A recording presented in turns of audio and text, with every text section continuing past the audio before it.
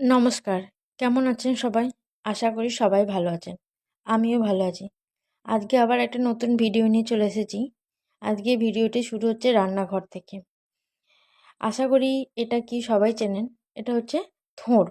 আজকে আবার একটা থোড়ের রেসিপি নিয়ে চলে এসেছি। প্রথমে থোড়টাকে সিদ্ধ করে নেওয়া হলো। এরপর কড়াইয়ে তেল গরম করে তাতে শুকনো লঙ্কা ও একটা তেজপাতা দিয়ে দেওয়া হচ্ছে। আর দিয়ে দেওয়া হলো চিনি। চিনিটা হচ্ছে টেস্টের জন্য, যাতে টেস্টটা ব্যালেন্স হয় তার জন্য। এরপর দিয়ে দেওয়া হচ্ছে বিউলির ডাল। বিউলির ডালটা একটু ভালো করে লাল লাল করে ভেজে নেওয়া হবে। এরপর পাশেই দেখুন তৈরি হচ্ছে একটা মশলার পেস্ট। এটি হচ্ছে আদা রসুন বাটা, এর সঙ্গে জিরে গুঁড়ো, হলুদ গুঁড়ো, লঙ্কা গুঁড়ো দেওয়া হয়েছে। এবার দেখুন বিউলির ডালটা প্রথমে ভালো করে লাল লাল করে ভেজে নেওয়া হচ্ছে এবং বিউলির ডালটা ভাজা হয়ে গেলে এর মধ্যে দিয়ে দেওয়া হবে ওই মশলার পেস্টটা, এবং মশলার পেস্টটা দিয়ে বিউলির ডালেতে আর মশলার পেস্টেতে ভালো করে মিক্সিং করা হবে। এই মশলার পেস্টটা দিয়ে দেওয়া হলো। এবার ভালো করে মশলার কাঁচা গন্ধটা যাতে চলে যায় সেই জন্য ভালো করে মশলাটাকে কষিয়ে নিতে হবে। কারণ মশলাটা ভালো করে কষিয়ে নিলে তার কাঁচা গন্ধটা চলে যাবে।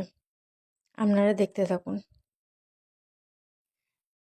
এই ভালো করে মশলা কষিয়ে নেওয়া হয়েছে। এরপর দিয়ে দেওয়া হলো সিদ্ধ করা থোড়টি। এরপর থোড়ের সঙ্গে মশলাটাকে ভালো করে নেড়ে নেওয়া হবে, যাতে পুরো মশলাটা থোড়ের মধ্যে ঢুকে যায়। সেই জন্য পুরো একদম ভালো করে দিয়ে দেওয়া হবে। আর দিয়ে দেওয়া হলো টেস্টের জন্য একটু সর্ষে বাটা। আর আলাদা করে জল দিয়ে থোড়টাকে সিদ্ধ করতে হবে না, অলরেডি থোড়টা সিদ্ধ হয়ে আছে। এরপর শুধু ভালো করে মশলার সঙ্গে থোড়টাকে মিক্সিং করে নিতে হবে, তাহলেই তৈরি হয়ে যাবে আমাদের থোড় ঘন্ট। আপনাদের রেসিপিটা কেমন লাগলো অবশ্যই আপনারা কমেন্টের মাধ্যমে জানাবেন।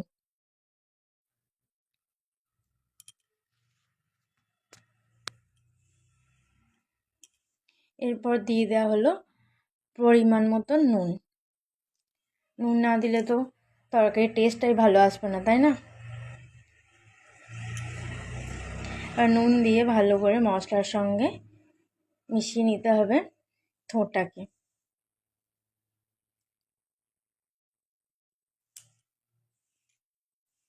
খুব সুন্দর করে মিশিয়ে নেওয়া হয়ে গেছে। এরপর জাস্ট এটাকে প্লেটিং করা হবে। নতুন নতুন ভিডিও পেতে আমার চ্যানেলের পাশে থাকবেন। সবাই ভালো থাকবেন, সুস্থ থাকবেন। দেখুন প্লেটিং করে কেমন সুন্দর লাগছে, তাই না?